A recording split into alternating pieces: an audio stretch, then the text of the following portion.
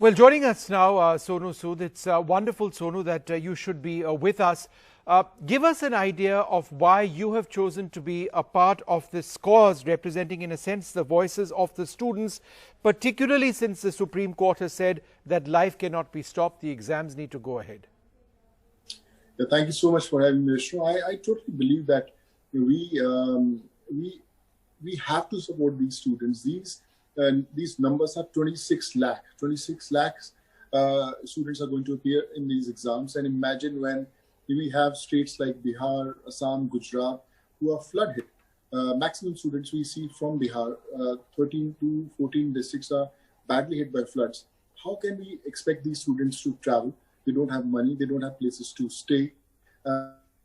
And we expect them to travel and come for these exams. I totally believe that it's a time when the whole country is seeing another lockdown. It's shut.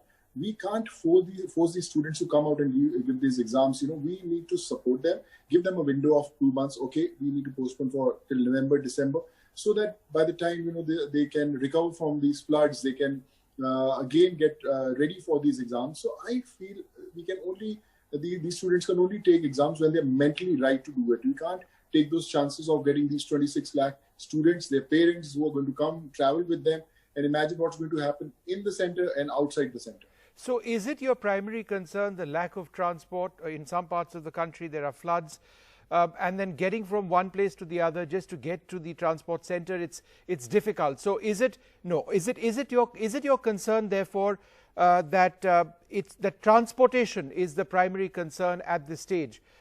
Or is it the overall COVID situation and the health of the students?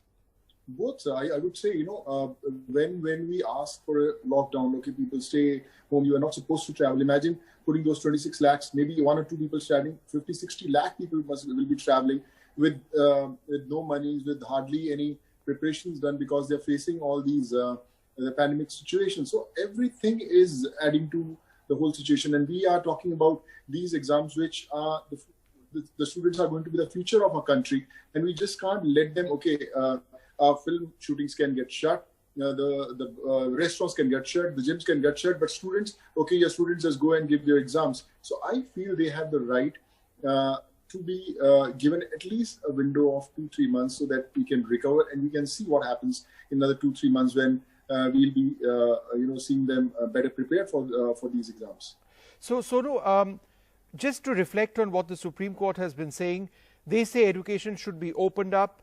Are students ready to waste 1 year?